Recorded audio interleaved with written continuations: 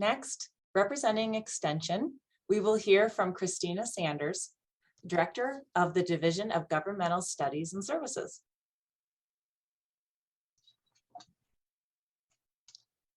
Good morning, all.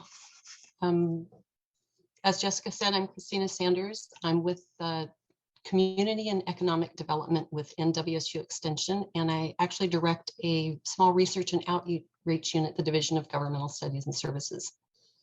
So I'm going to talk with you this morning a little bit about workforce development in Extension. Next slide, please. First, I'm going to provide just a little bit of context. Nationally, workforce development has generated lots of interest, beginning before COVID really, but certainly energized after our experience with the pandemic. At the national level, the Association of Public and Land-Grant Universities has established workforce development as one of 8 of their PATs, or priority action teams. These were created to advance critical initiatives. Other examples or topic areas, for example, include healthcare and climate.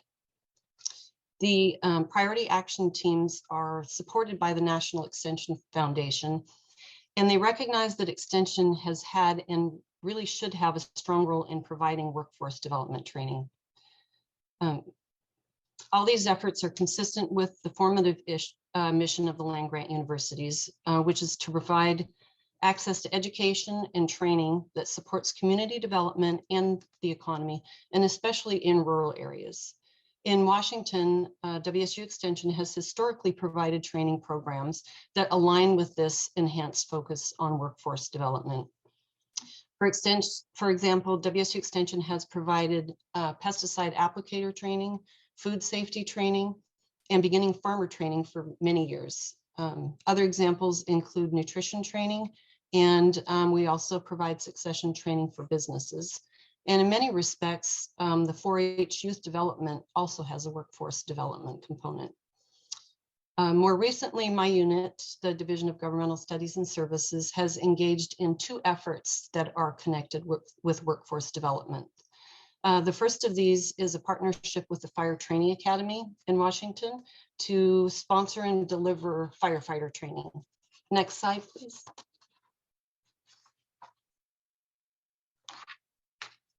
Oh, I'm sorry. Can you go back to the previous slide? Thank you. We have actually been partnering with the Fire Training Academy in Washington State, which is housed within the Washington State Patrol for over a decade. Most recently, we've begun working with them to be able to do a process of converting some of their traditionally in-person taught trainings for online delivery. So participants can receive a joint Washington State University and Washington State Patrol certificate once they go through the training. And the partnership provides the opportunity for firefighters across the state to be able to complete the training without incurring the costs that they had been incurring by having to go to this training in person. So, travel, per diem, and then replacement on their shifts and other costs that would be incurred by them or their departments by them having to leave their stations to acquire training that is needed for employment or for their advancement in the field. Our next most recent effort that my unit's been engaged in, now if you could advance the slide, please, is the Remote Worker Certificate Program.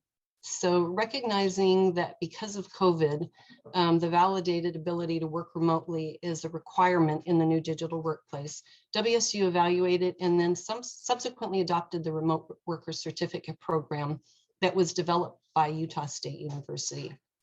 So we had about 8 extension personnel go through the Utah State University Remote Worker Certificate Program.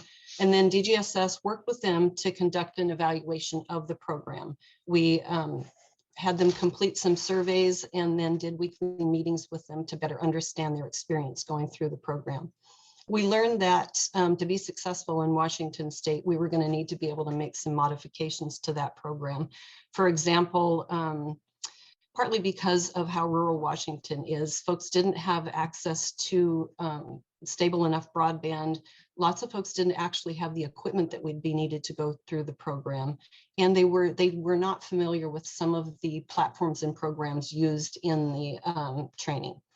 So we worked to be able to make some of those modifications, and we began rolling out the program in September of 2021.